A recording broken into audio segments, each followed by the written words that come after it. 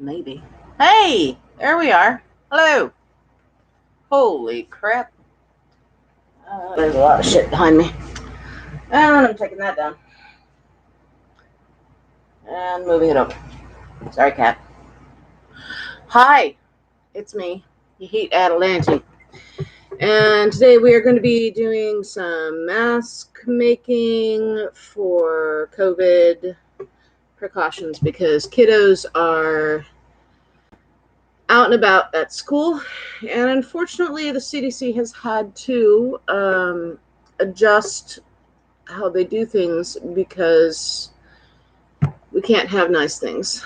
So 3-foot guideline for kiddos is not something that I feel is fantastic, and a lot of kiddos are having issues trying to even get masks in the first place. So I have actually 4 sizes that I make, but in this particular case, I'm making smalls and mediums because my kiddos, the kiddo orders that I have right now are actually taking precedence over any others.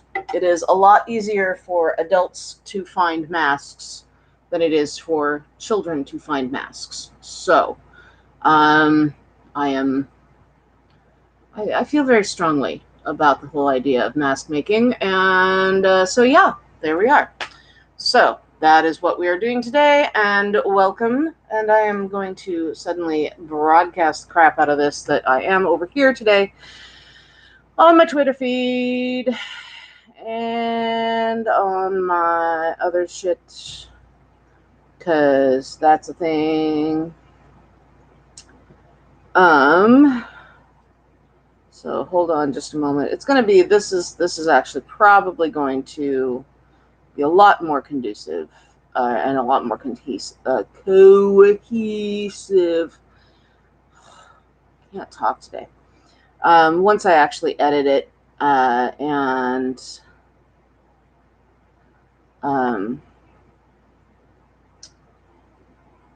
put it back up. So let's see here, live right now. Come and join me. Right here on the YouTube. Thank you very much. Live. It's 11:09. It's Oregon. It's muggy out, weirdly enough. So there's that. We have had a couple of things that are happening. And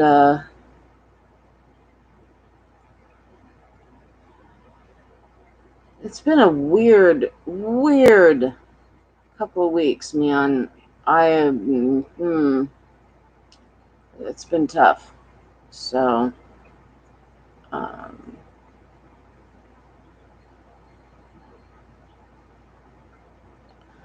there we go.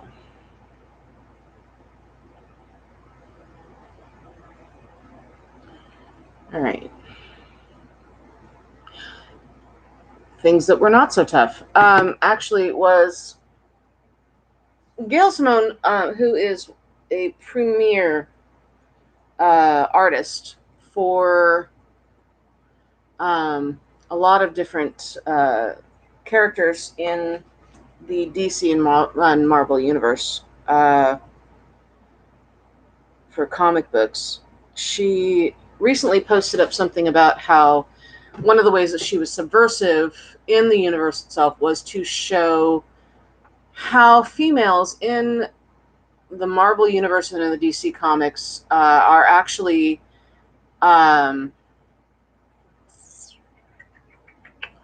they support one another by physical, tangible supporting. So they actually come up, they hug one another, they snuggle, they do this and that. Okay. And someone said, that's really, there's a lot of stuff like that for both male characters and female characters. And someone said, but not for Deadpool. Wade just won't get that.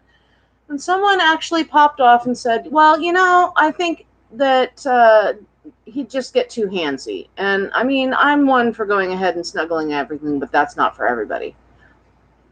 I disagree. I disagree entirely. Deadpool has a lot of issues, but one of the issues that he doesn't have is attempting to push himself on somebody who is not interested in them. And he's not out there groping people just for the sake of groping people, and he's not out there groping friends just for the sake of groping friends. I really strongly disagree with that particular person, and I wish that I could have an actual face-to-face conversation with them about this. But I can't, so I have here. I don't know. To me, it is weird to even remotely suggest that Wade Wilson would have an issue, would have some sort of thing wherein he would not understand personal boundaries. That entire idea that's wonky to me. Really, really wonky. So, in any case, now that I've gotten that, that is the 809. Hooray! We have tons of it. That's fantastic. I do want to have a bit of a shout out to the friends who have helped out in the last couple of weeks in getting me all of the Pellin. In the last month, I have gone through an incredible amount of it, and it's awesome. Where did my scissors go? Holy Hannah. All right. Well, they're somewhere, and I need them. So, there they are. This is what happens when you do not have a designated spot to be in, and instead you have to designate a spot. And unfortunately, that spot is also a spot that your teenager likes to go ahead and suddenly plop themselves down in to watch TV. Because what it means is that then everything goes the way of the dodo, because they don't ever look actually where they're sitting down. They just sort of flop. And then they look surprised when something falls on the floor, and then they just leave it there. Because teenagers, right? Why on earth would they do anything else? So, anyway. Golly. I am so out of it this morning. Pen. In any case, so yeah, friends of mine have really helped out with this because I was at my wit's end. I actually managed to utilize the very, very, very drag ends of my Pellin 809, which, if you've been following along with how I do things, the Pellin 809 especially is something that I have found to be incredibly helpful, because it is first and foremost, it is an iron-on, which I then sew to the lining. But secondly, it actually helps to keep the shape of these wonderful scoop masks. It also acts as a second filter. So the masks that I make are a scoop or shovel shape. They're the ones that they come around like this, and they have the seam down the center of them. If you've been wearing masks for any amount of time, you've probably seen them around. So that's just how we roll. So in order to make sure that they stay that way, when I first started making these, I did not have any way of figuring. I could not figure out how I could make the shape of that stay out. So whenever I was making these, when I'd breathe in, it would suck up right here, and it would bug the ever-loving crap out of me. I continued to wear the masks because it was important to do so, but I hated them because I felt like I was choking on fabric constantly. So having issues with fabric against my face, having issues with soft fabrics, having all sorts of just plain issues. Sorry, that was my cat. She's hunting sky raisins. In any case, because of all of that, I had some issues with dealing with how the heck I was going to make this work. And we figured it out, actually. Well, we is sort of a generic term. In actuality, the person who figured it out was a very good friend of mine, Kat, who looked at my plan and went, well, why don't you do this instead? Why don't you just, I mean, it wouldn't take an awful lot. It would just take a little bit of a stiffer fabric and just, you cut out this little oval piece. Basically, I mean, if you've done woodworking, you know they're called biscuits. But it's literally, it's a shape like this. And what you do is you um, iron on two pieces exactly like that. And you then sew it on there to the lining. And when you are finished with it, you have a mask that actually sticks out away from your face. And it's brilliant. And because you still have a lot of the air flow on the sides through the two layers of fabric and the lighter interface, you don't really notice that there's this heavier piece right in front of you. But that heavier piece is also working as a secondary filter as well, because this is a fairly thick piece of interfacing. So now you know my little story, and now you understand why this is such a big deal. Oh, good. And I have my. So yeah, today I'm working on these. This is my little itty bitty mask that says medium youth mask. It's backwards in my thing, probably backwards in yours too. And then this is my small child's mask. So as you can see, they're very. It doesn't. It's hard to tell, but really this has an additional size in it. There's additional space for the for the what is it? Seam. Wow, it's been a minute. It's been a while. I really do. I completely and utterly blame the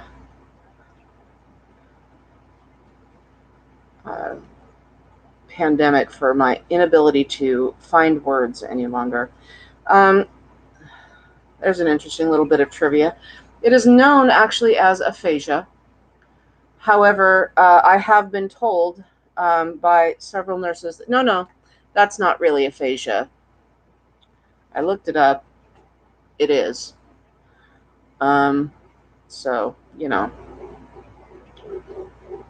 sort of take what you get from nurses with a grain of salt. I was once told by a nurse that my child, who at the time was about 3.5 months old and managed to get his first sinus infection, I was told by said nurse, no, he can't have a sinus infection. They don't have sinuses yet.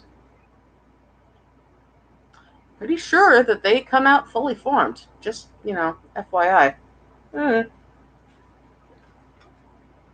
I mean, who am I? I'm just the mom.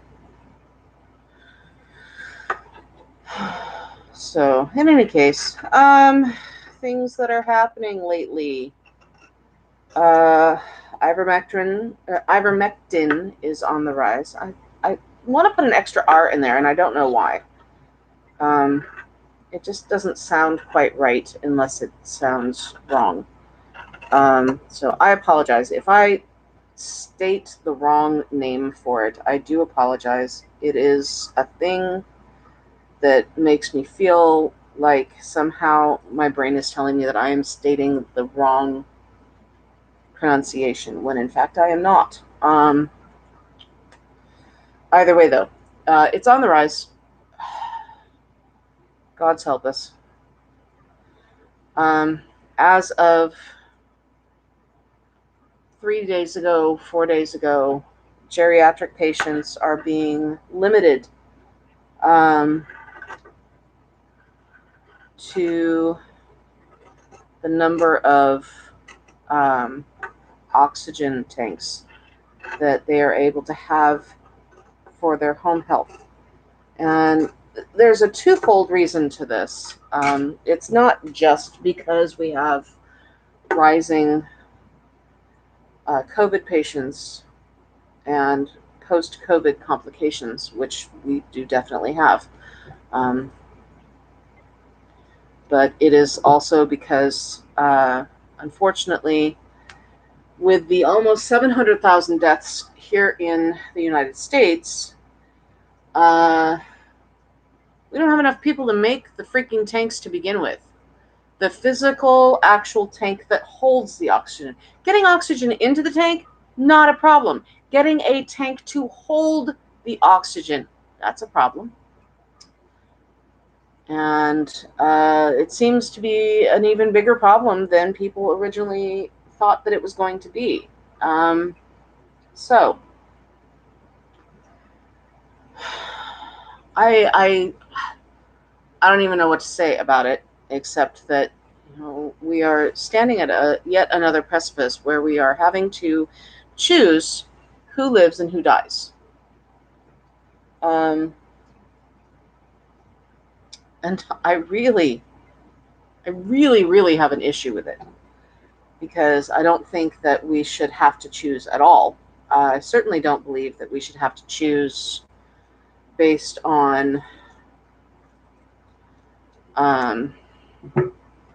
whether or not someone happens to be of a certain age where, well, you've lived your life, you've had a good run, and so we're going to go ahead and let somebody else have a turn. I have a really huge problem with that, And I wish that I could say that somehow this wasn't happening this way, but it is. We are making these decisions, and by we, I mean those of us in home health care and those in emergency rooms and in ICUs everywhere, are having to make these types of absolutely untenable choices, because we just don't have anybody. We don't have enough people to handle the number of cases. We don't have enough beds. We don't have enough ventilators. We don't have enough of anything. And the nurses and doctors that are handling these things are doing their very level best at attempting to mitigate an impossible situation. And I'm saying that it is impossible because we have people out there who are, I would like to say, intelligent. I have to assume that on some level or another there is an intelligence there. But there is a level of terror involved, and I get it. I do. I get the level of terror involved. It is scary right now. We are not in control of this virus, and that's really actually what's driving a lot of this. Because there is misinformation, because there is a lack of understanding, because we have figured out in the last 18 months that pointing the blame at somebody isn't stopping this disease. It's not stopping the virus at all.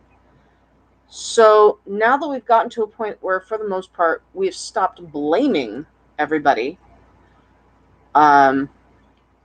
for bringing the disease over to the United States in the first place, now we are to a point where we are ready to buy any snake oil possible that could potentially stop the virus. Now, I'm not saying that ivermectin wouldn't. I'm not a researcher. I am not a clinical researcher. All I am is a human being who is reading information provided to me by every credible medical source available. And by credible, I mean to clarify and state that credible means a site who provides information that has been verified based on the information that is logical, has efficacy, and is capable of being reproduced. So back in the 1950s, when we finally got to a point where we had a vaccine for polio, there were quite a number of people who were terrified of getting a vaccine. We'd always had polio parties before. We'd always had whooping cough parties before. Why would we need to do this now? Well, because it's not that there were a lot of people who died, but there were an awful lot of people who suffered for years afterwards because we didn't have a vaccine for polio. The first vaccine, not a great success. In fact, we actually created a brand new and much more virulent, horrible version of polio. It did not, however, stop scientists from continuing to attempt to create an antiviral, specifically a vaccine that would teach the body how to fight the polio, the polio virus. Since that point in time, we have all but eradicated polio here in the United States. We have, in fact, eradicated it to a point across the world to where we only have it showing up in third world countries where they simply do not have the ability to afford polio vaccines on the whole. This is huge, okay? Every single doctor, whether conservative or not, who is worth their salt, agrees that regardless of the initial virus, or regardless of the initial vaccine results for polio, it was worth going through and determining that it was worth going through all of that rigmarole and testing and everything to finally eventually have a cure for it, to get rid of this virus once and for all. Do we want that for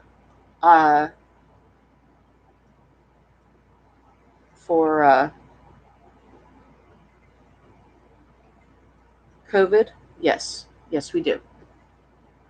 I do not doubt that every single doctor out there wants to see COVID go away. They're tired. Conservative or not, they want to see it go away. But this is where people differ, because we are still at that point, and most of these doctors don't remember. They are not old enough to remember the fight in which we had to try and get a vaccine for polio in the first place. They don't remember it because they're too freaking young. That's just the way that is. I have friends of mine who are old enough to remember getting polio, and they have forever had issues. Um, I have a friend of mine who is deaf because she got scarlet fever. Hey, guess what we have now? We have stuff that, works against scarlet fever now. It's fantastic, right? Well, I mean, you know, it's frustrating. Not being in control is frustrating. Not being able to say, yes, we have this, this virus controlled now, when we are in a sort of an idea of we order something and it's immediately right there. That's absolutely terrifying. How do you tell somebody, I'm really sorry, but we don't have a way to mitigate this right now other than preventative? And the best that we can do for preventative is masks and wash your damn hands because you're nasty. This is not what people want to hear. This is not what people want to deal with. And we get it. But this is where we are. It just sort of is what it is. The best that I can say, honestly, is do your research, but do it at a credible source, man. Ivermectin is not an antiviral. It's an antiparasitic. Okay? Viruses and parasites do not work the same way. They are not at the same molecular level. They do not have the same molecular structure. And it's not going to work the way people think it is. It already hasn't worked the way people think it is. We have people who are dying now of ivermectin poisoning. Thanks. If you were looking to go ahead and reduce your constituency, congratulations, you're doing it quite well. I really don't think this is what you meant for this to be, but here we are. So, yeah. In any case, that's my spiel on that. But I actually, honestly, I got distracted. If that happens, because what I actually wanted to talk about today was something completely different. What I wanted to talk about a bit about today was actually shit that happened when I was a teenager. Specifically, I wanted to talk about a location that I found when I was a teenager up in Seattle. And it was a fantastic little Seattle landmark. It was a slice of American history, a slice of Seattle history, really. Beth's Cafe. And for anybody who is familiar with the Seattle area, you'll know what I'm talking about, because Beth's Cafe was simply known, is simply known, at least through Monday. So that's the sad part, is that Beth's Cafe is closing. There's a bit of argument as to why Beth's is closing, and I don't know. I do know that after working in restaurants long enough, I am pretty sure that what I am hearing is exactly what's happening, and that is that, unfortunately, we have an owner that wants to make an awful lot more money than they are actually making. Now, the management has posted recently that Beth's is closing after over 60 years. It was opened in 1954, so 64, 74, 84, 94, 2004, 2014. That's 60 years right there. 15, 16, 17, 18, 19, 20, 21. 68 years. It's been open almost 70 years. It was owned by a single gentleman until 2014 when he had a massive heart attack and died. And his family did not wish to embark on the exceedingly daunting task of running a restaurant. And I do not blame them in the least. It is daunting, doesn't even begin to describe running a restaurant. It is a lot, to say the very least. So, in any case, 2014, they found a buyer. They sold Beth's, and the new owner, which it's this is how classic this place is. This is still the same owner that has been there since 2014, and they are still referring to them as the new owner. So there's that. In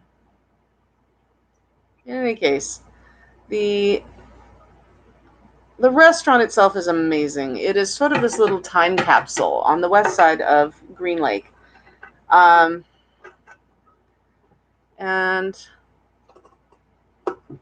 for years, it was a place for the weirdos, the freaks, those who didn't have any place else to go, and those who needed to have a place to be that would simply go ahead and accept them for who they were. Surprise, surprise, I ended up finding myself there. So, in any case, you are, imagine, if you will, a point in time in which you are 18. You have no real clue what it is that you're going to do with your life. And you're about ready to embark into college in a different state.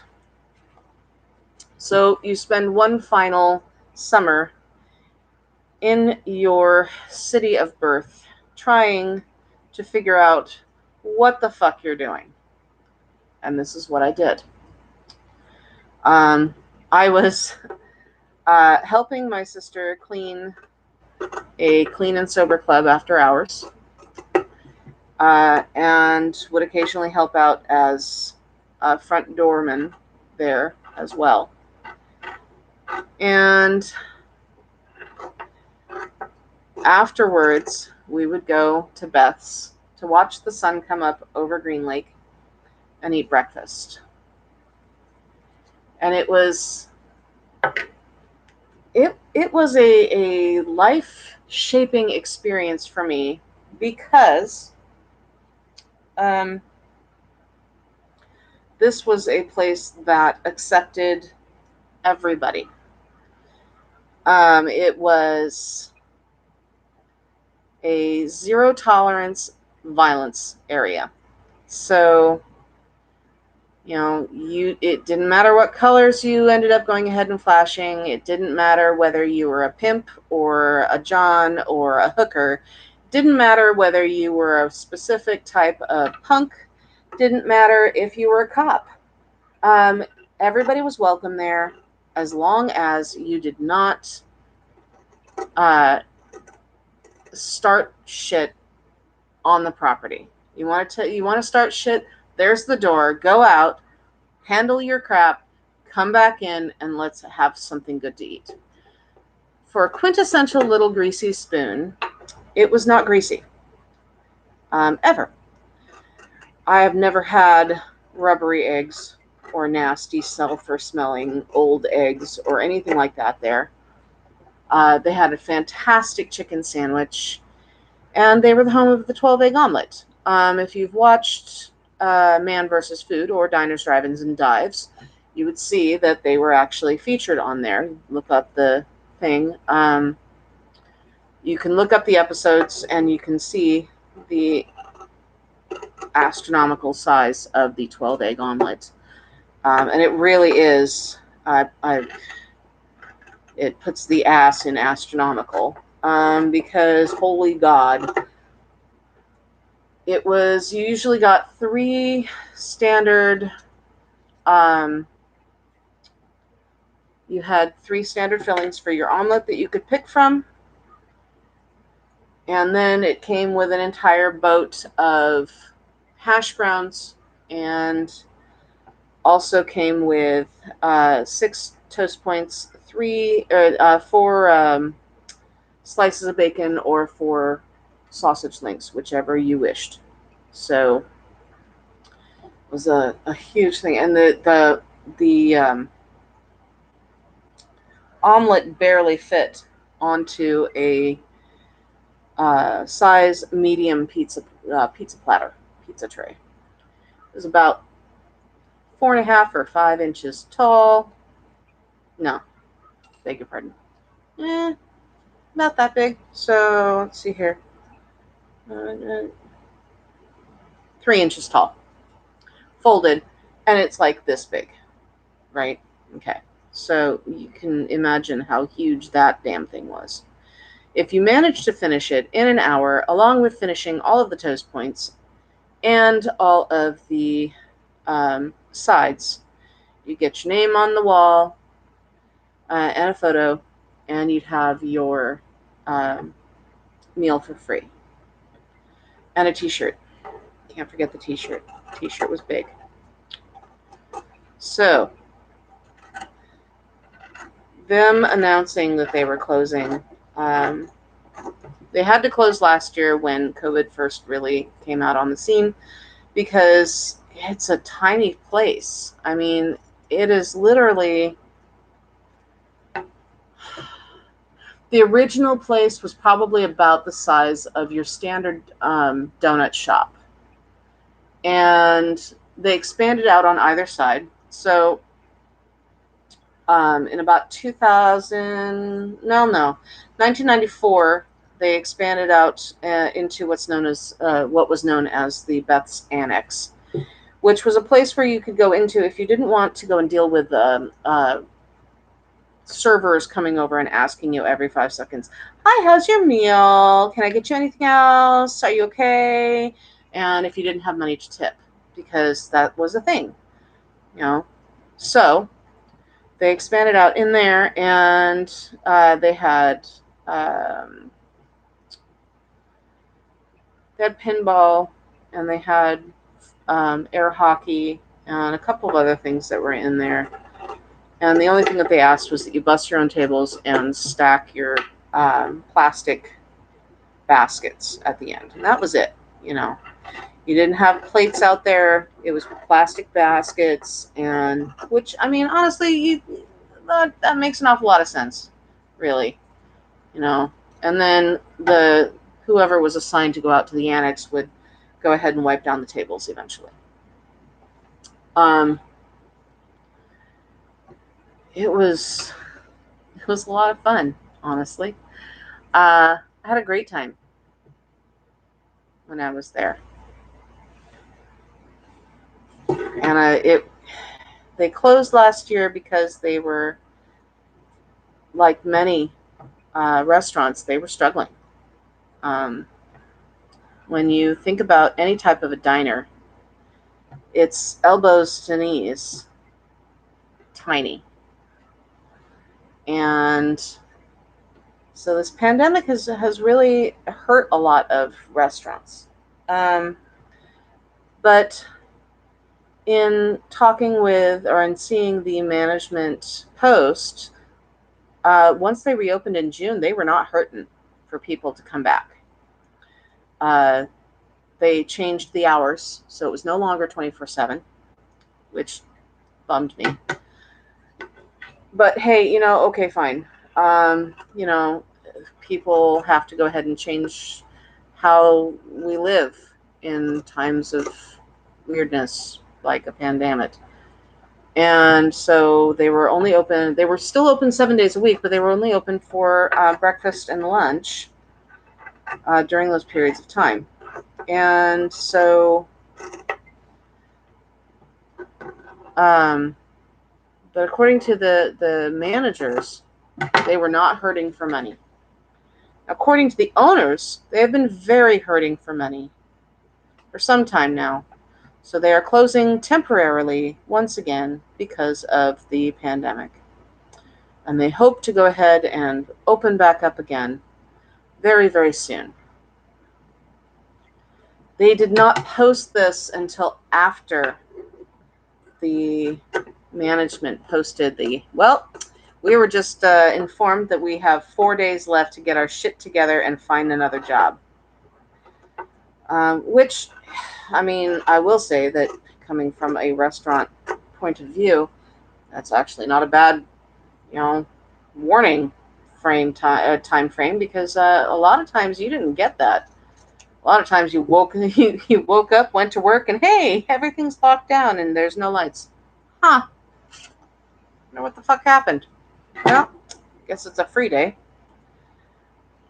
It's sort of the nature of the beast. And it's unfortunate that that's the nature of the beast, but there you go. Either way, the biggest takeaway that I've had so far with all of this has been, I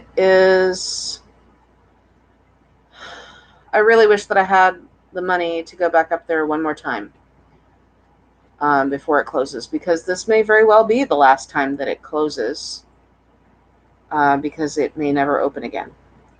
The management back in 2016 was actually making noises, even back then, that they simply wanted to sell it, because when they first purchased it, the plan was for it to be gentrified and turned into either condos or a parking lot. And there was such a hue and cry because people loved Beth's so much that they didn't do it. Now, of course, with COVID, they may actually get their wish, because, I mean,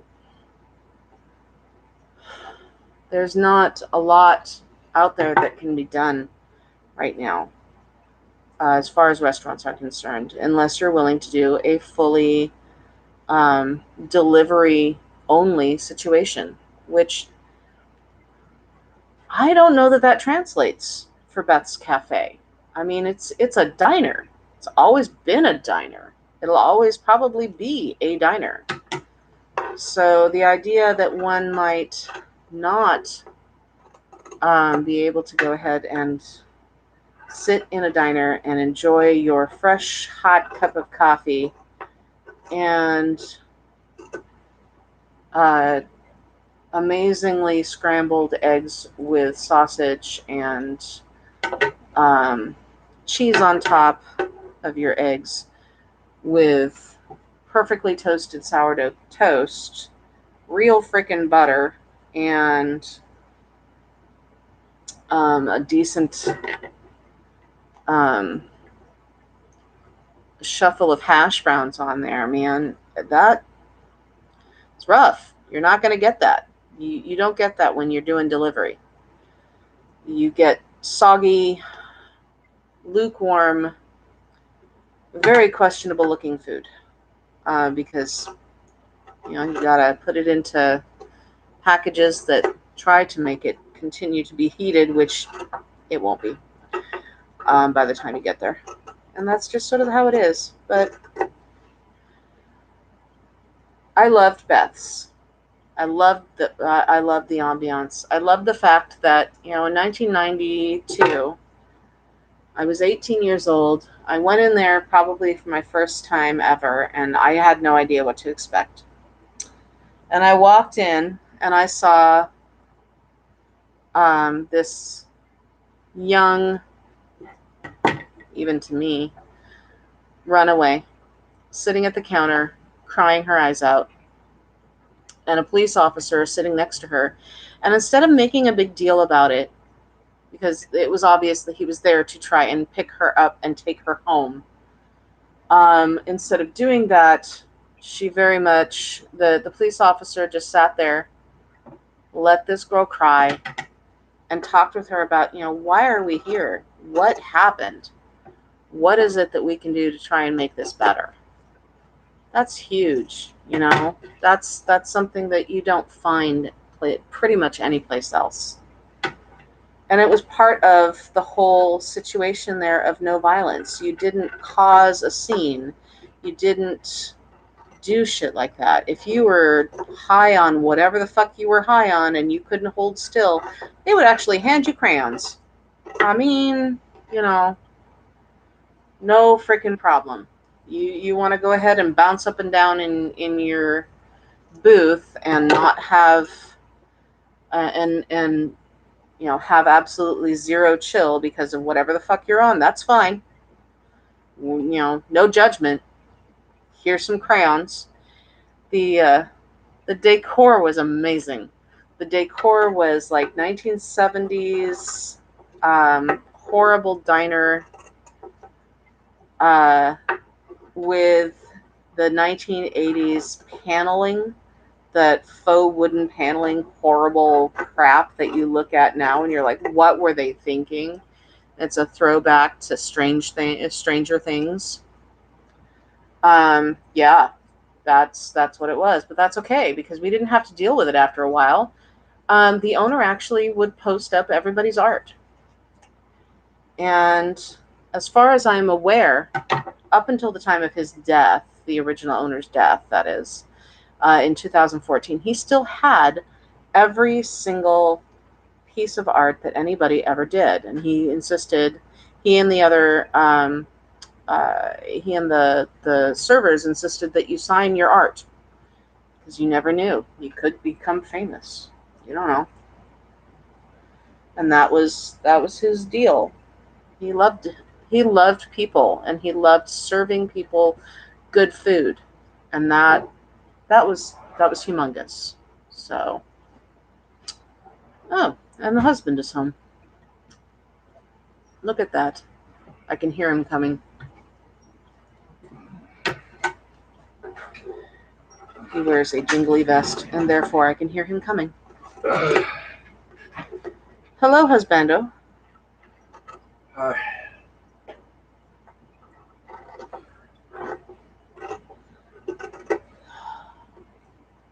Sprogling has not gotten up yet, so. Sprogling was also up until probably about 3 o'clock this morning, so there's that too. I think I actually have enough here that we can start actually going ahead and I can show you how I put together these fabulous little masks now. So, at least one of them before I have to say goodbye. First things first, let's go ahead and iron on a couple of these puppies. So we're going to take my handy-dandy an ironing board that really desperately needs a new cover because that's an old thing. Holy shnikes. And we will take a couple of these. Let's do some fun ones. We'll do a rainbow. We'll do a turquoise. And then, so these are the small ones. And then the mediums. What do I have out of the mediums? Oh, those are the ones that don't have the backing. Wrong ones. Never mind. There they are. There's my mediums. Also without the backing. What the heck? So confused. Okay. So this is what happens when you don't label anything. Those look like mediums. Those do look like mediums. Those look like mediums. Yay, I found mediums. Okay, so let's get...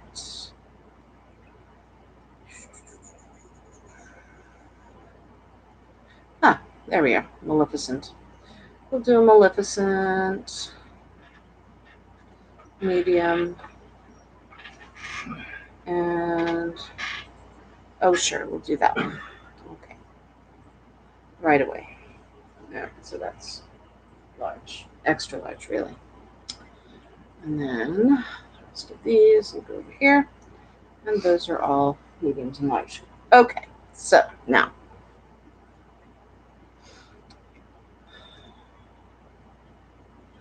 one of the big tricks to doing this is pinning everything together so that you do not lose the lining that goes with your front, because that's important. I'm already losing my head, so I don't need to lose that as well. So,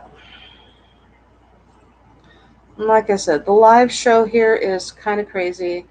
I am going to go ahead and go back through and probably edit quite a lot of this out, because it's going to be easier for me to do that afterwards, and then it will be a lot more cohesive. Now, question is, nope, it is not plugged in. Here, Donnie.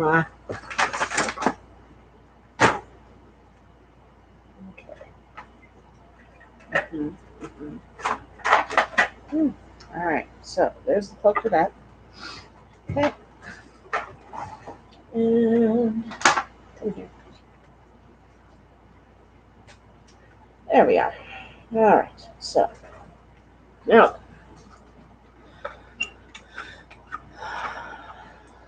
okay, so we have 2 meetings, which I have quite a bit of those meetings. So we will pick a couple of them. Have, oh dear. All right. That is not a front and a back. Come on now. There's a front and a back.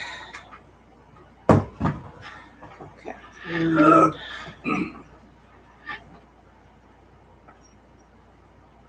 that is not a front and a back.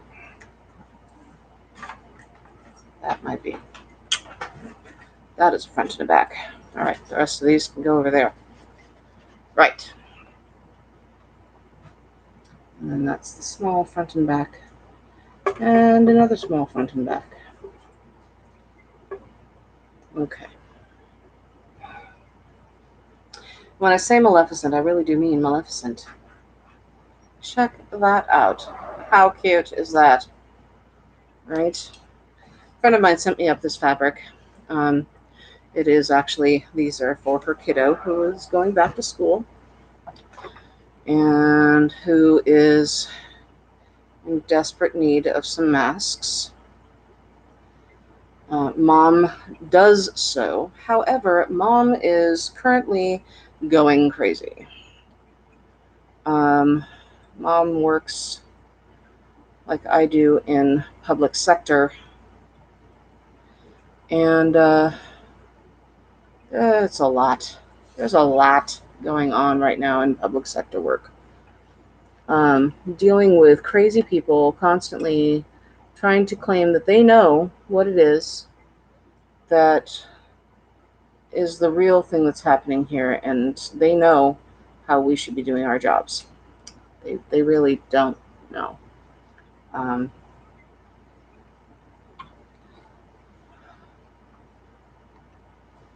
Most of us have been doing our jobs long enough to know how to do our jobs. And we know how to handle specific situations. And in my friend's case, she gets to deal with public utility and private utility calls. Specifically, she gets to deal with the complaints against certain companies. And I sort of use the term public utilities sort of in a very euphemistic form, because it's not really all that about the public. It's pretty much, it's not really technically just public utilities that's going on. She takes complaints for practically any company there is out there. She is a saint, honestly, in a lot of ways, because I think I probably would have lost my ever loving mind otherwise. There we are. Um, she is also a lovely individual who has taken a lot of my adult size masks down to her shop because she and I both work two jobs, sometimes three, and she has um, a shop to help make ends meet, as we are all seemingly having to do of late. And she makes these beautiful recycled wood topiaries, um, as well as little signs and things that her husband makes. And they're super cute. Um, but yeah, she offered to go ahead and take my stuff down there so that I could get them sold. And I was like, yay, because it means that I can go ahead and have her take those, and I don't have to go ahead and deal with all of that stuff. I can pay attention to the stuff that's up here that I need to pay attention to, not the least of which is my voiceover career, which I have been ignoring horribly of late. Very, very sorry, Sunny. I am trying.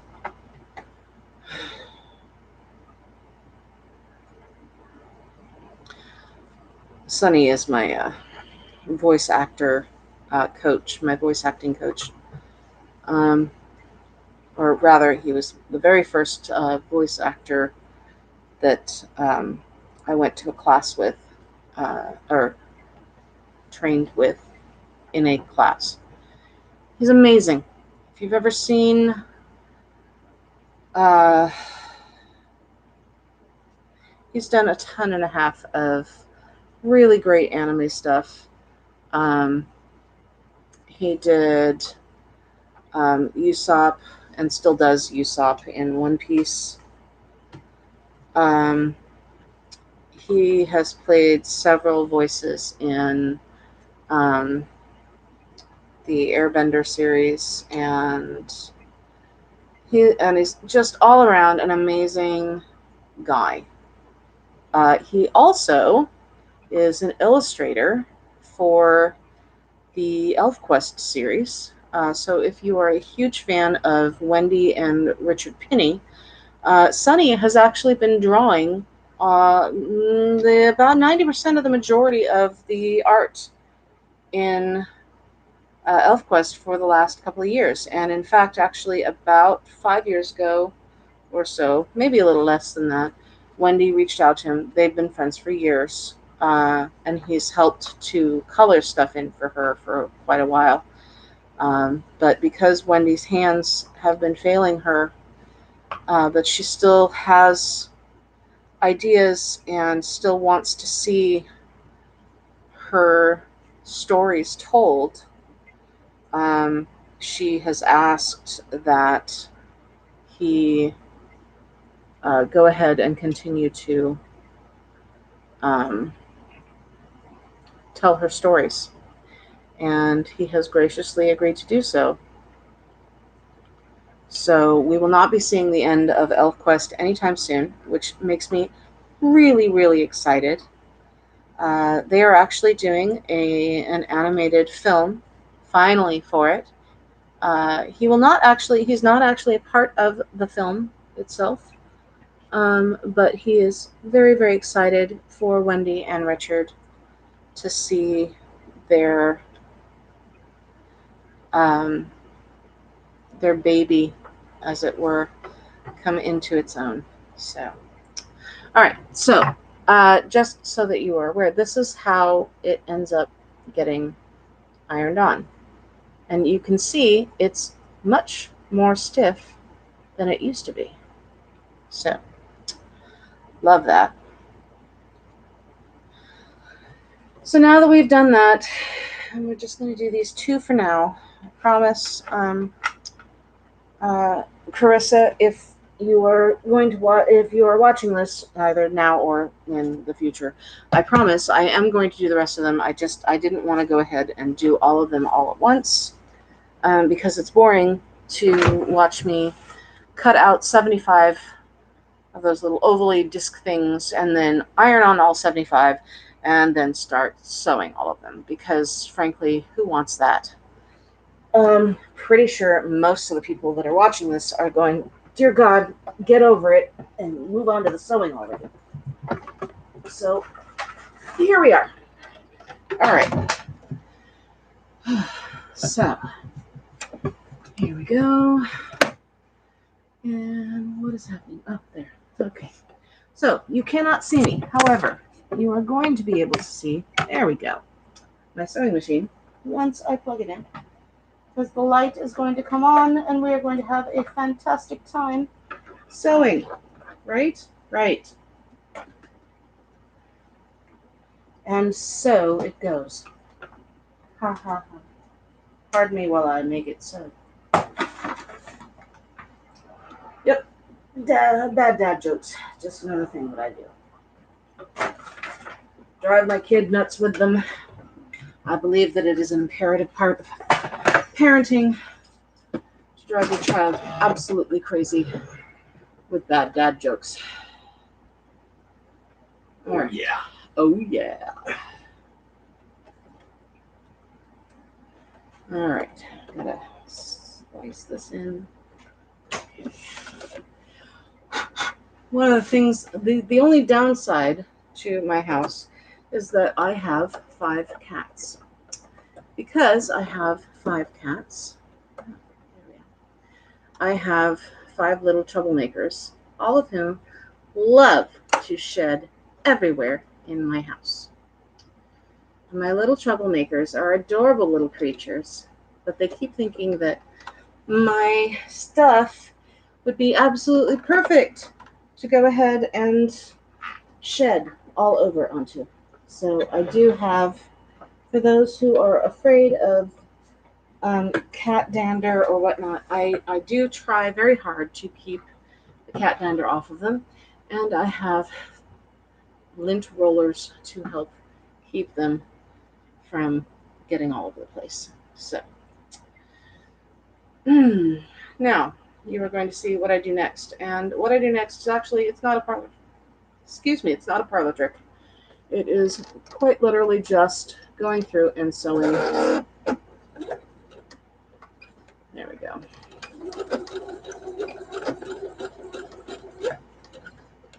And the reason that I do this is because eventually the glue is actually going to go ahead and die down. It's going to die through washing, and so this keeps it in the same spot.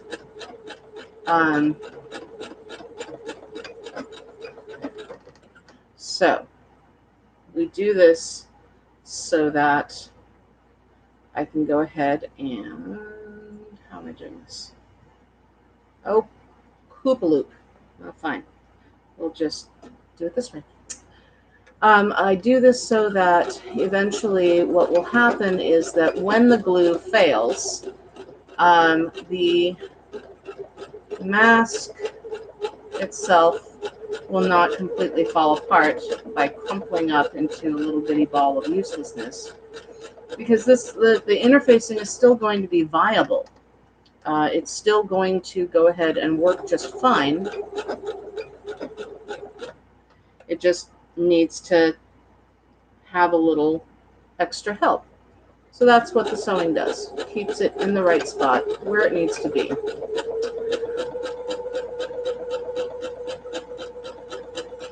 I am not talented at all about sewing very thin pieces together without having some sort of a glue stick or glue iron-on or glue something to go ahead and keep it glued.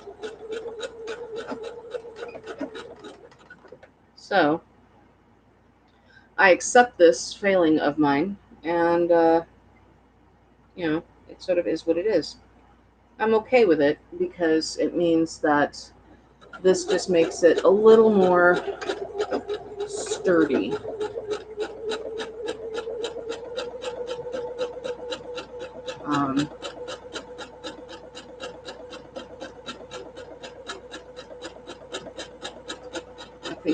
sort of quilting light, as it were.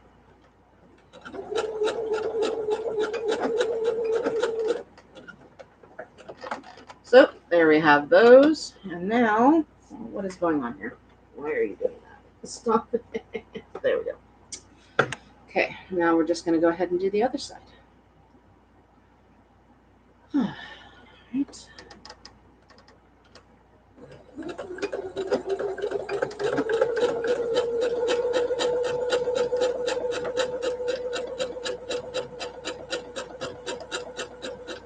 I also don't worry about it going to the very, very, very edge. More what I'm worried about, honestly, is just going ahead and having it work the way that I need it to work. Which, in this case, is to... Come here. Where are you? There you are. Oh. Well, all right. Which in this case is to just go back through and, yeah. Hold it down. There we go.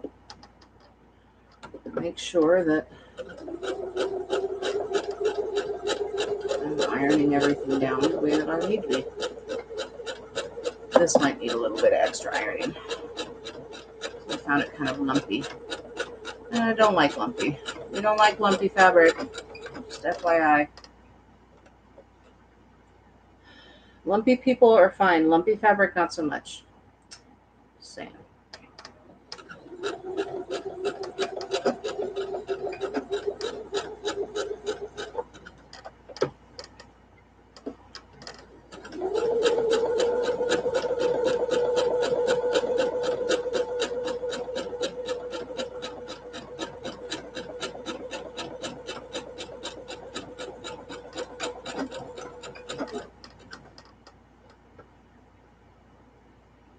So this is pretty much what I do on my weekends now, is I cut out masks and I sew a whole bunch of them, and I either sell them or give them away.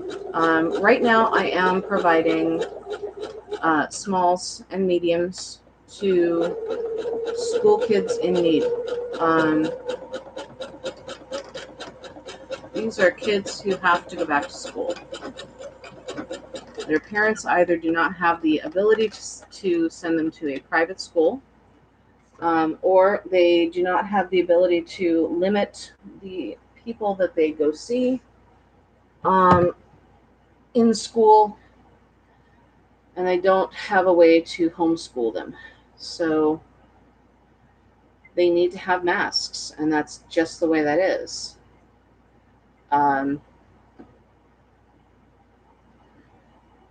And not every mask fits properly. And not every kid can handle paper on their face. I know, because I don't like having paper on my face. If I don't like having paper on my face, can you imagine a fourth grader who is autism spectrum, who has to wear a mask, and who is told, too bad, you have to wear this mask, or you have to get one of your own to wear constantly, which would be fine, except mom and dad are broke, because mom and dad are struggling because COVID. So now everybody is struggling. And this is not the situation that we want our kids to be in. Not at all. So it's time to help mitigate that. These kids don't have a choice. They do not have the choice to go ahead and either stay home or, find a place outside to work. That's not a choice for them. So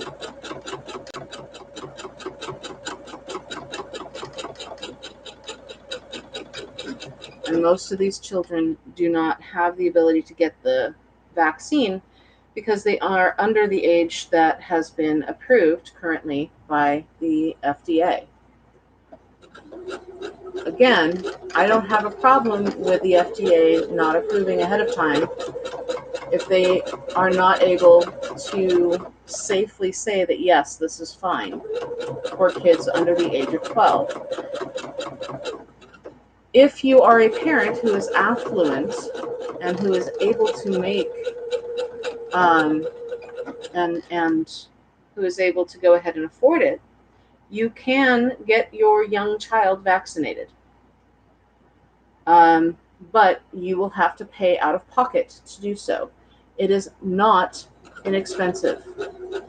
I have friends who work in the billing departments of several large companies, of several large insurance companies and hospitals, and I've spoken with them about it, and we are talking in the thousands range. You can turn around and you can tell me, oh, well, but that's, how can you put a price on it? Well, very easily. If you are poor, it's very easy to put a price on how much something is and how much you can afford. So this is an easier alternative. Right now, if you are in Washington, Idaho, California,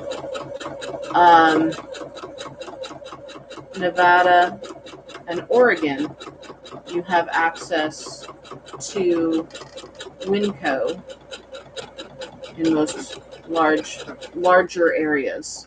And they currently are having a sale right now on their in-house brand of hand sanitizer. It's 49 cents a bottle. Feel free to get two, one for your child and one for your child's classroom.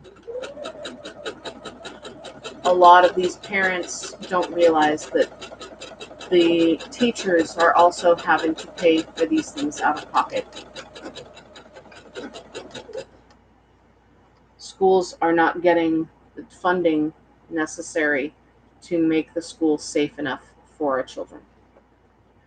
So please take a minute and buy some school supplies and include in those school supplies hand sanitizer and sanitizing wipes, so that schoolrooms that your kids are in are a little bit safer. I mean, there is no guarantee, obviously, but every little thing that we do that can help might actually go ahead and make a difference. Who knows? So,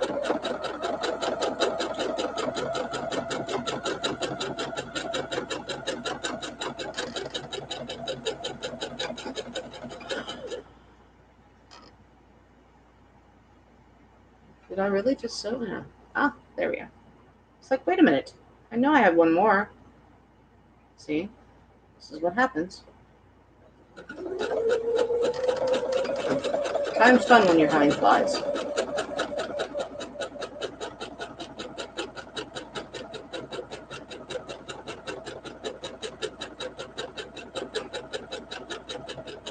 There we go.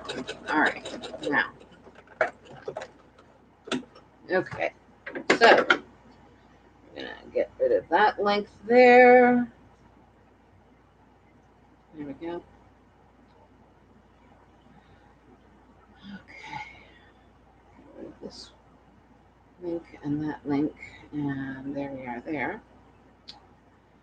One of the things that I find amazing, honestly, is that people who tell me that they can't sew. I believe that practically anybody can sew if you have the right teacher to teach you how to sew. It's sort of like finding the right teacher to teach you how to do pretty much anything. You just have to find the right one that actually works on your way of thinking. It's a lot easier to find them when you're older, because by then you pretty well know exactly how you learn. Now, what I'm doing right here is I'm actually easing And what easing does is it simply allows for the fabric to bend a bit and bow out without having these weird sort of ripply looking things that happen. I'm easing on all of these on both sides because the next step is actually going to be sewing these seams flat. Not only makes the mask look a lot more professional looking and put together, but it also holds the mask away from our face so that we don't have these pieces of fabric rubbing up against the edge of our nose and lips and bothering the hell out of us, so that eventually we get to a point where we're just sort of staring at them angrily and we rip off our mask and we refuse to use them again. Which is where an awful lot of people are, I think, right now.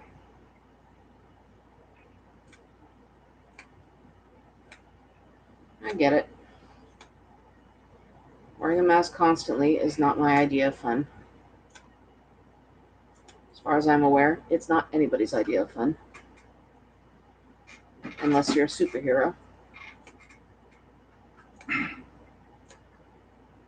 And even then, I'm pretty sure Wade Wilson likes to wander around without his mask on.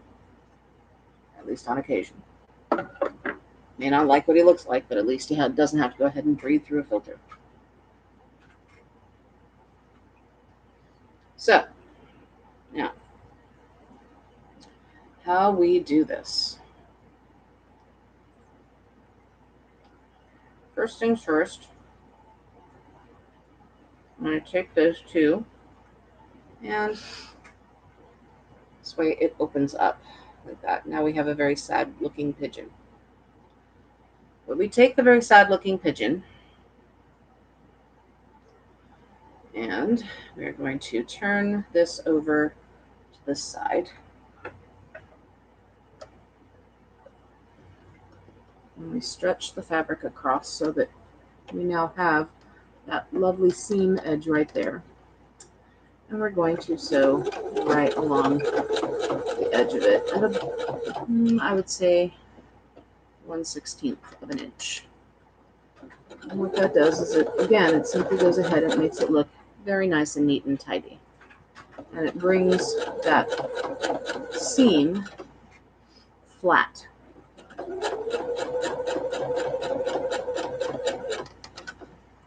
Don't use technical seamstressy type terms when I'm teaching people how to sew, because most of the time that I'm teaching people how to sew, I'm teaching people who are not interested in doing this professionally. They simply want to know how to put things together. And I get that. So we're just going to go ahead and keep on repeating that same sewing over and over and over until we get all 4 of the covers done, and then all 4 of the liners done. The liners are a little more tricky because, again, we put that really stiff interfacing into it. So it's not going to want to flatten out quite as much as you might want it to. So you may have to coax it a little bit into doing what you need for it to do. And by coax it, I mean threaten it.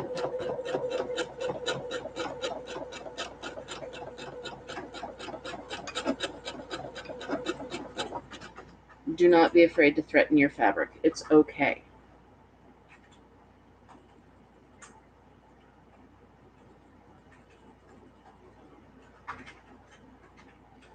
The nice thing about fabric is that it does not have feelings. Unlike the machine, which does, do not ever threaten your machine. Please. It will only end in tears.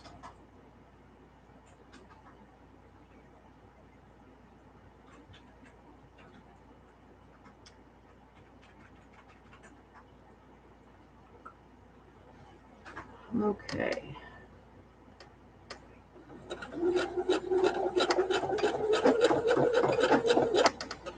Someone asked me why I was doing this over on YouTube today. The biggest reason is that I have a lot of people who are asking about where I went on YouTube,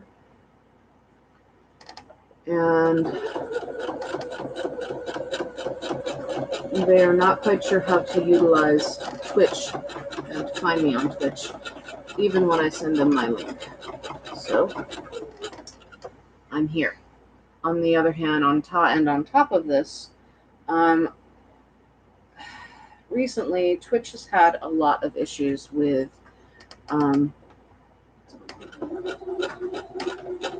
groups going in and hate raiding. Now, a normal raid is taking a bunch of people from your group and deciding to go and support another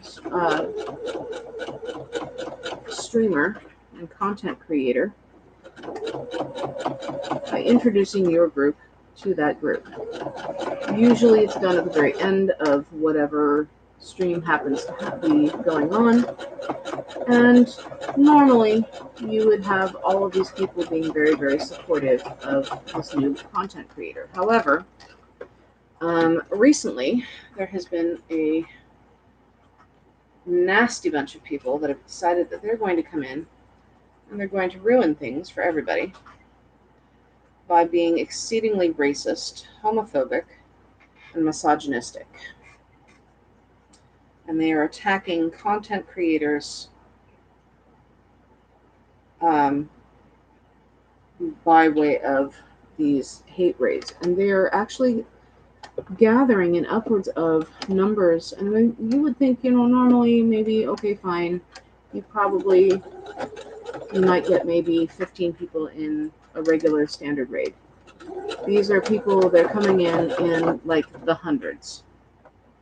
And it is too much for even 3 or 4 mods at times to go ahead and moderate.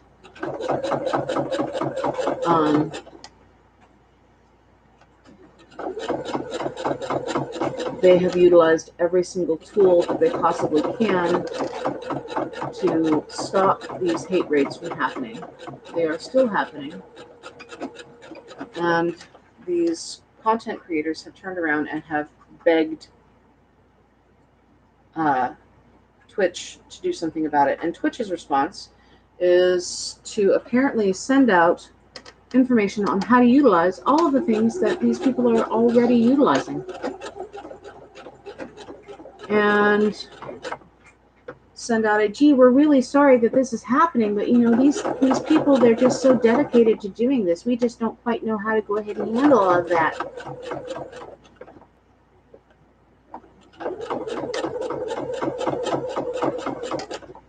So if you just use all of the things that we have here, you should be fine. Except they're not. And unfortunately, on top of all of this, many of these content creators are also stuck in contracts with Twitch because they get paid for a certain amount of time that they provide content for Twitch. And rather than provide support for these people who are attempting to fulfill contracts with Twitch, Twitch is basically saying, screw you, you figure it out. And by the way, don't break our contract, otherwise we'll sue you. That to me is completely and utterly asinine. And I have posted my feelings on it a number of times. Both on Twitter and on Twitch.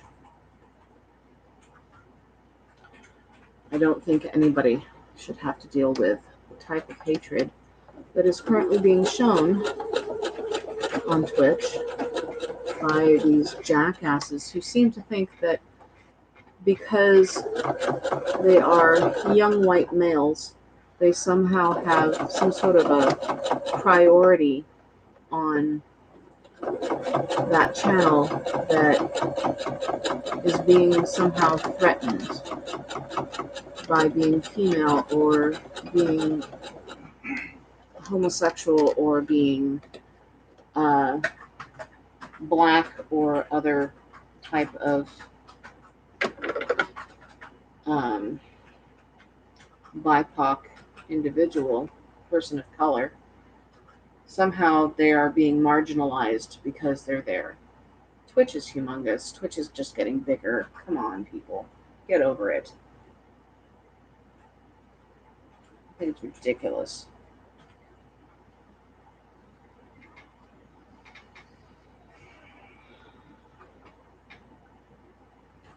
The reason why gaming got big in the first place was because gaming didn't care whether you were, or at least originally, whether you were female or male. The game doesn't care. The game doesn't have feelings. It's a game. In any case, so now you see how that looks like a cap. Isn't it cute? It's like a yarmulke for your face.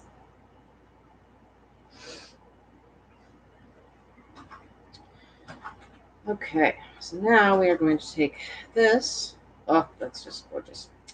And we are going to put it together and we nest the sides. And how I say that we nest the sides is that if you can see this right here, we have them facing in different directions. You have this one that is facing this way, and we have this one that is facing that way. And how you nest it is you actually take it and you put the two seams together so that it feels a lot more flat. And you'll be able to tell when it does that if you have even remotely sensitive fingers. Trust me.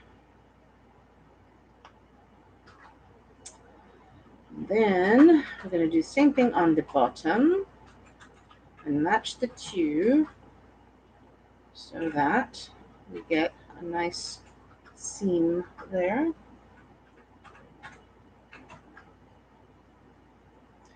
And we'll do this on every single one. So I'm going to stack them up and do them that way.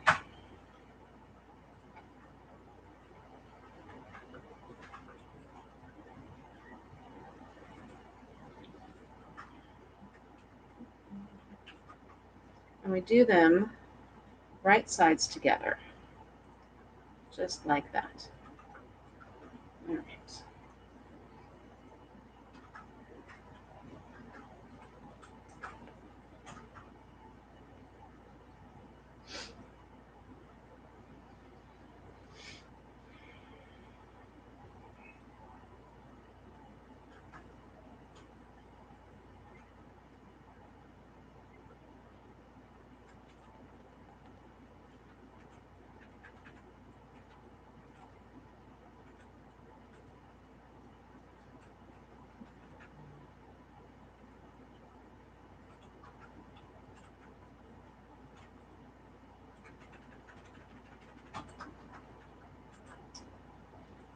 Okay, so now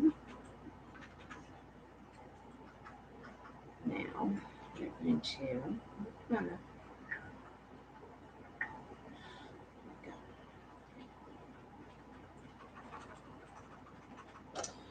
we're going to go ahead because these small and mediums don't have nasals installed in them.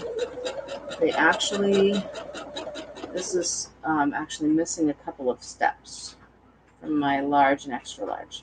I can put nasals in these for adults who have smaller faces and who need to have a small or a medium. I've done it before. But for the most part, until you actually reach about the age of 16 or 17,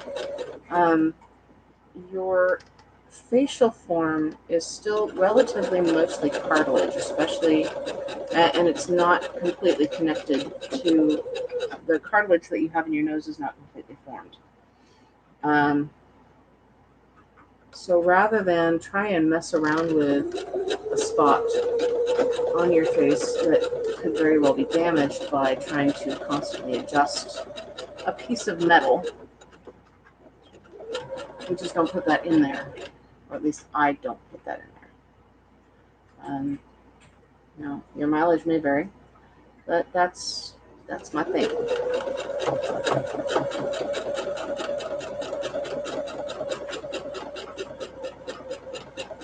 Also, for the most part, most kids, up until the time that they are about 15 or 16, still have fairly flat nose ridges right there. So they don't have that fully formed spot on the top there.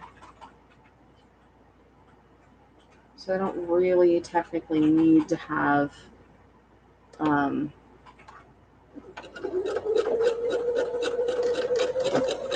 piece of metal to make this fit properly. And it may actually just annoy things more.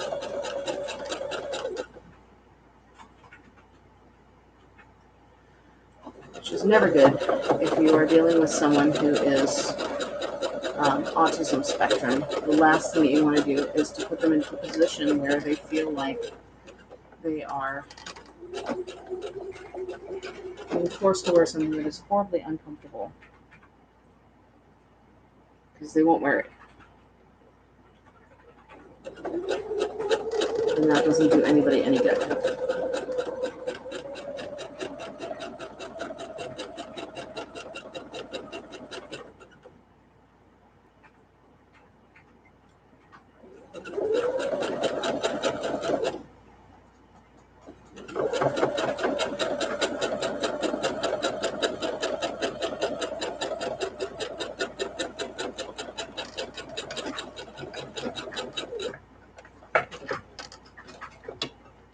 There we go. So now what we're going to do is we're going to turn it right back around. And again, we're going to pin.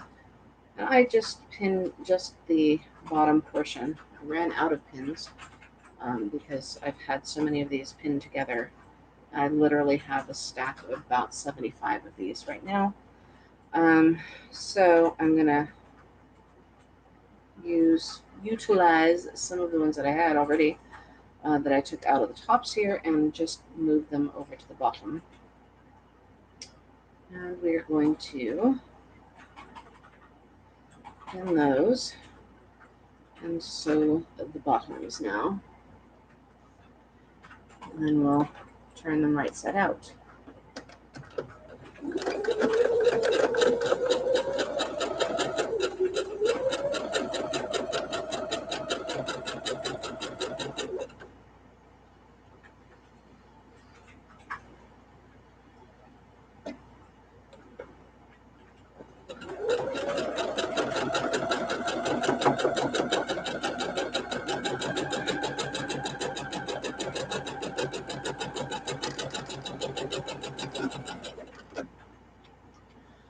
Tomorrow, I will be doing some more sewing, but mostly what I'm going to actually be doing is probably dyeing hair, because my child wishes to have black hair with turquoise roots, or rather with turquoise tips. Sorry.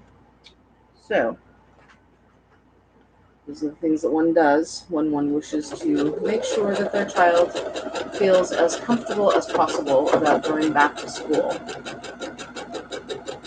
along with making sure that they have plenty of masks and a lot of hand sanitizer.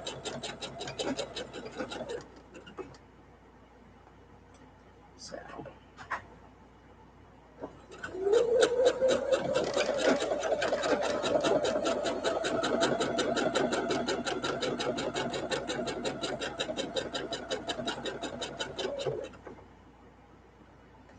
and this is what we do.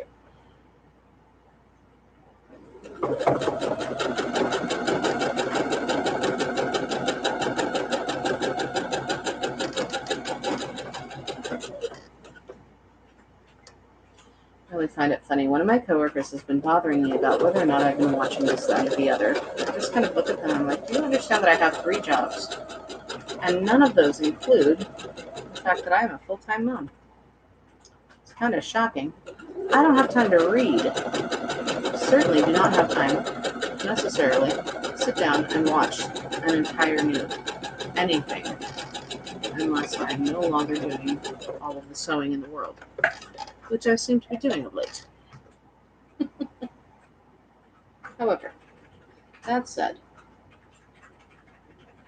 I do appreciate that people are trying to go ahead and give me opportunities to see things or do things or whatever I just, man, it's a lot these days. There's a lot going on. I have very little time, unfortunately, to indulge in a lot of it. I will say, yesterday was lovely. I did take a break from sewing to um, get treated by a friend of mine. Um, who took me in for pedicures. And I met some lovely um, Asian ladies who we talked food with throughout my time, and that was quite quite lovely.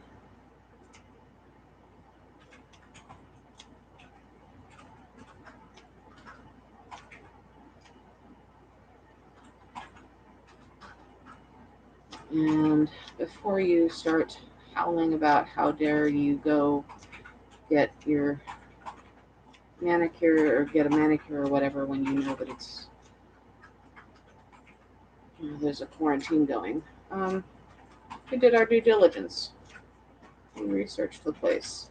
When I went in there, every single person had masks on. They didn't actually physically touch me with bare hands. They didn't actually have me touch anything else with bare hands either. Everything had plastic covers on them that were replaced. So, hey, there are safe ways to do these things.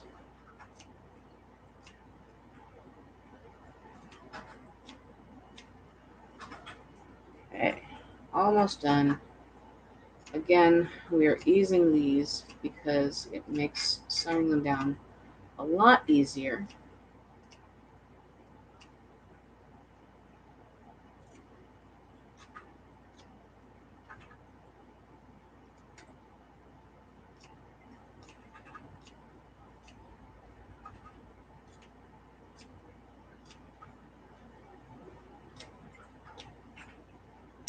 And then what we're going to do is take this, I'm going to fold this actually and sort of roll it and then stuff it through one side. The nice thing about doing it this way is that it's easier than trying to shuffle it through. And because we've already sewn it down, it pops back up, pops up perfectly fine.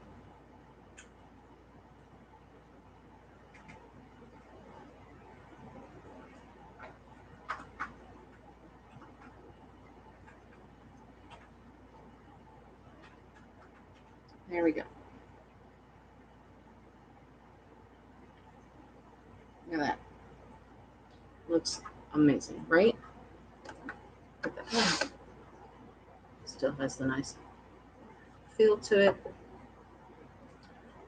Does not drop.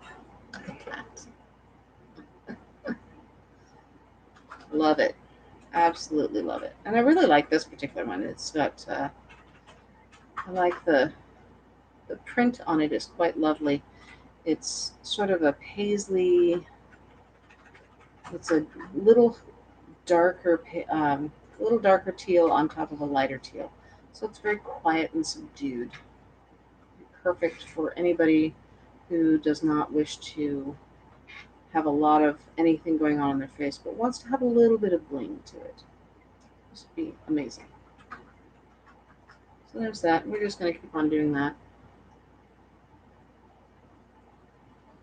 So again, pop this open, fold this in half, and then sort of shuffle it through.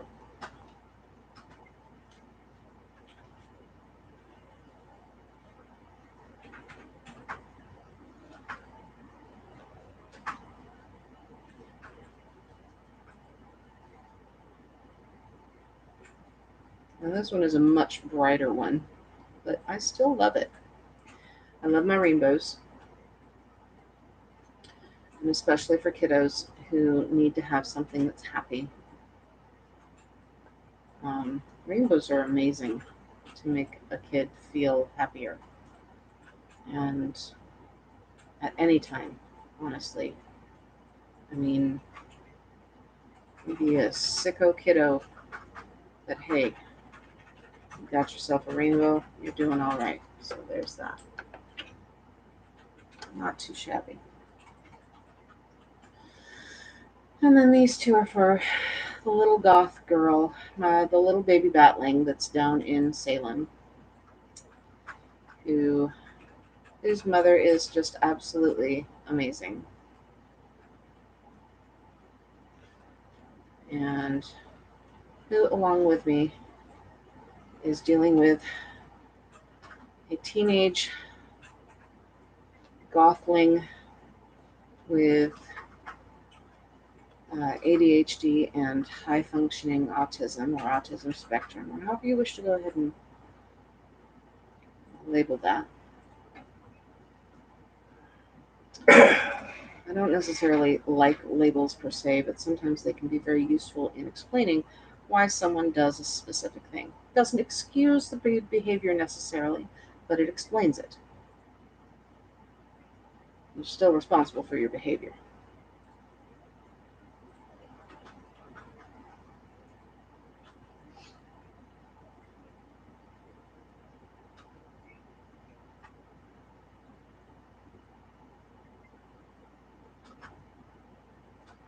So this one is for the gothling, and the other one is for the gothling too. And this one is actually kind of cute. This is some of the more recent fabric that Joann's has come out with that is for Halloween. And then, of course, we have our lovely evil queen Maleficent here. And I did this one because in the stack there was also some fantastic tribute fabric for the band Queen. So I thought, it would be really, really awesome to have the evil queen with on one side and then labeled Queen on the other side, because that amuses me. These type of things do. It doesn't take an awful lot to amuse me of late. It sort of is what it is. But I think the Gothling will agree that this is pretty darned on point. So we have the evil queen, and they're even tilted properly. So, there you go. Gotta love it. So from here, we're just going to go ahead and start sewing. We're going to move the needle over so that, again, we're at about a 1/16 of an inch against the edge here.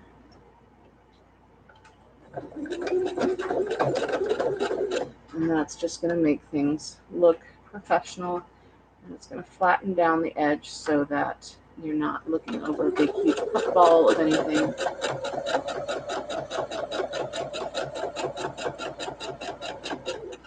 It's going to give this a little more structure as well.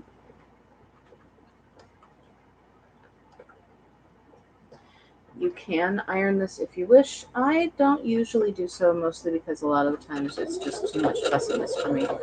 I don't have a lot of room to have everything set up in different spots for me. So that's the thing. So I just tend to go in a nice big assembly line wherein I will go through and do a whole bunch of these all at once in one stage, and then in the next stage, and then in the next stage, so that I am not missing any steps along the way.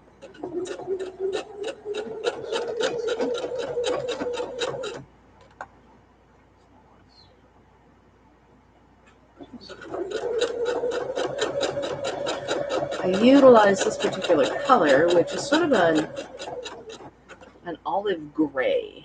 more than anything. It's not quite olive green, it's not quite pure gray, it's just sort of in between.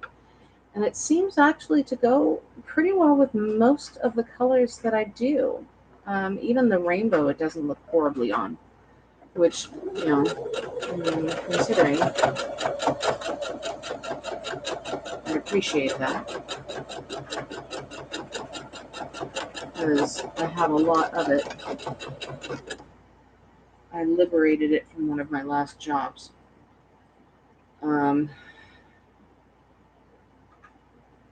So I have some gigantic spools of it. And I figured I may as well go ahead and utilize that because why not?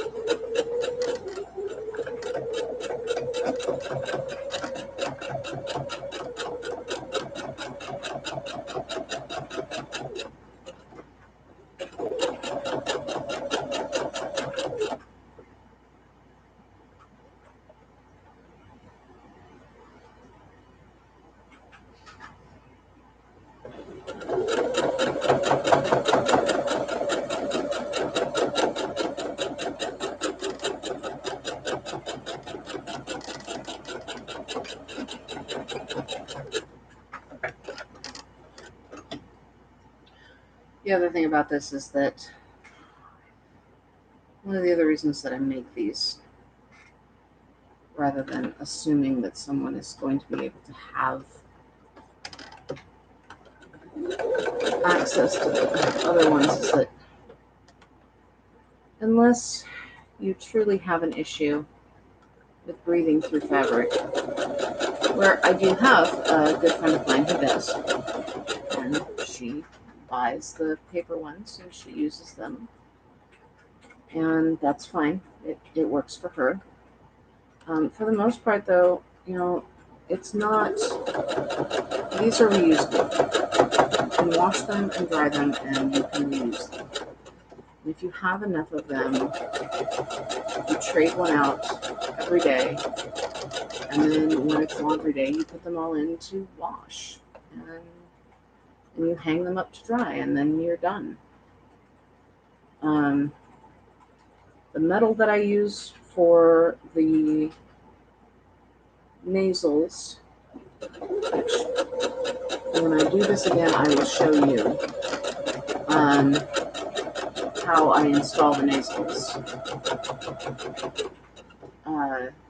It's aluminum, so easy enough to go ahead and bend for the most part, but it's 20 gauge, so it's easy enough to bend, but it is stiff enough to keep that shape.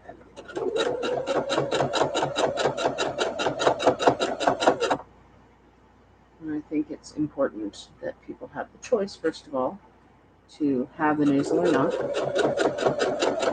It doesn't cost me anything more to either install it or not install it.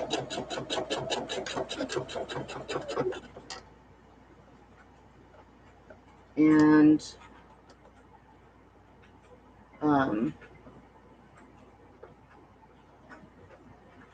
again, I do these because I feel really strongly about not only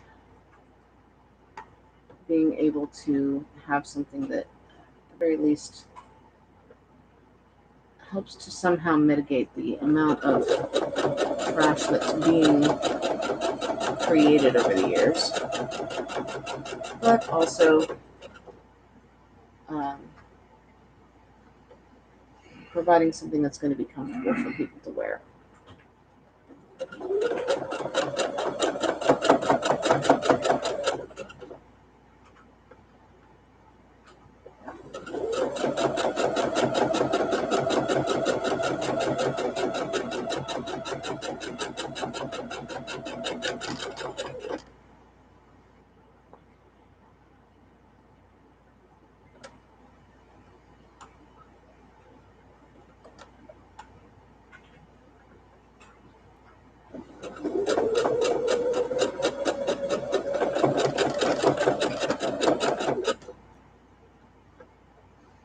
I also learned quite a lot. One of the last jobs that I had was actually making what they called covers. The idea was to label them a cover so that they could sell them and make money off of them, market them to people who didn't actually want to wear a mask. And if you called them covers, then you could say, oh, well, they're supposed to wear them over an N95 mask. But, who's going to enforce that? I mean, come on. As long as it looks like you're wearing something, then that should be perfectly fine, right? So they made them out of a single layer of jersey t-shirt fabric, which I told them was not going to be workable. They didn't believe me. I was right. And I have seen no end of complaints on their website about how these things have basically fallen apart within 2 weeks worth of purchase. To which they blamed all of us, myself included. And I looked at them and went, well, I just did what you told me to do. You wanted to do it this way. I told you it wasn't going to work that way. And you told me to do it anyway. So here we are. And it is what it is. But people don't like being told that suddenly their ideas were not the ones that were going to go ahead and work. It's amazing how that happens. That one for that one. Double-sided bias tape, man. This is the secret to it. Okay. I'm going to do that one for that. Come on. Come out, please. Thank you. For this one. And we'll do, let's see, purple for the queen, because that is the evil queen. And then for that one, do I have anything that would work on that? I don't like the green on that. Let's see. Oh, we'll do cream for that one. So what I'm doing now is I'm actually doing, this is the secret to where mine might differ from anybody else's. This is one of a couple of different secrets. So you saw one of them, which is the Helen 809. The other one that is a fairly not so secret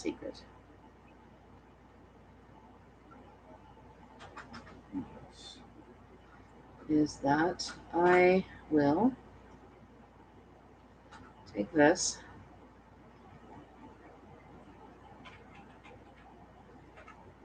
and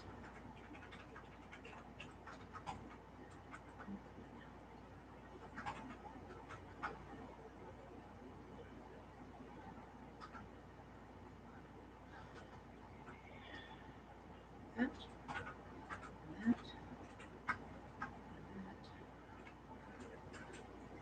that. Let's do that and that.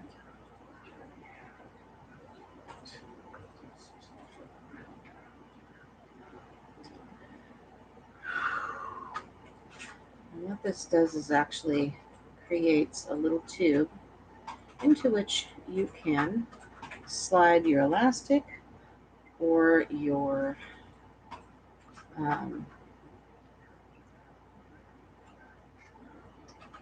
piece of uh, yarn or whatever you want to go ahead and use to help secure this onto your head. Whatever makes you happy, I'm fine with. This comes with elastic, but if you find that you can't do elastic, that's okay. No problem. No harm, no foul. You just pull that right out, slip in what you need to, and there you go. You are on your way. These also come with 2 bow biters, which are those weird little like sweatpant toggle things. They have a technical term. They're called bow biters. I did not know them for the longest time. That's what they were called. But you live, you learn, and now you know too. And we do the same thing on the other side. Right here, tuck that under.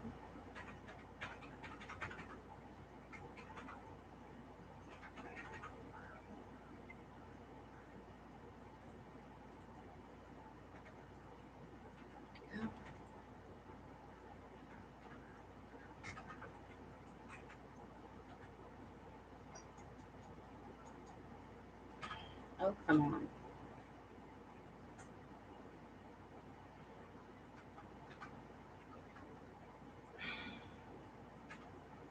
There we go.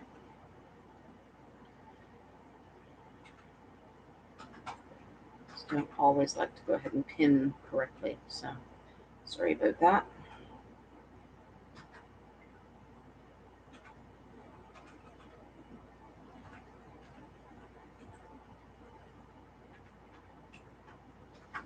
All right, and there's the final one there. So now I'm just going to go ahead and give them a final sew.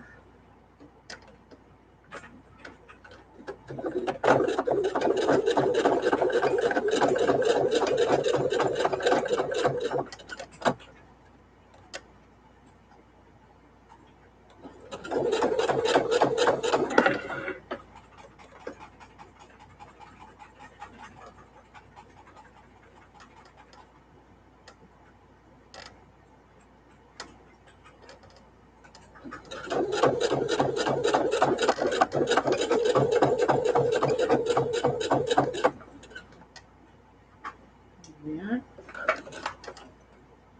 And look at there. We have now one edge completely done. And then there'll be the other edge that will be completely done here in just a moment.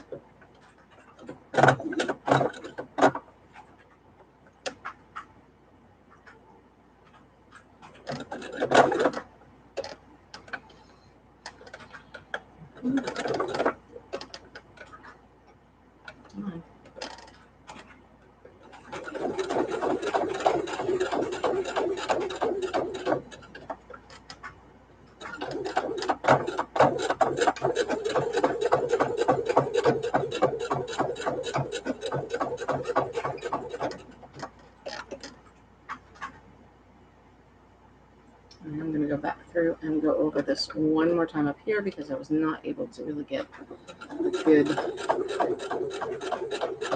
lock on that. There we go.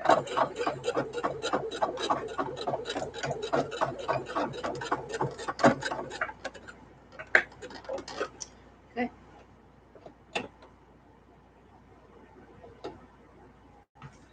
And this lovely little medium-sized gothy mask for the little batling has been finished, other than making sure that we have the whole thing threaded through with elastic for them. There you are. This is a finalized mask right there. Pretty darn cute, right? Not too shabby. And there's the inside. And again, Holds up. Holds up really nicely. This is on one single finger. There's no weirdness. So there you go. Yeah. So I will be editing this and going back through and doing all the fun stuff for it and figuring out things. And this will be a much more cohesive piece once I get all of that done. So a lot less ranting and a lot faster at going through and sewing. So there you have it.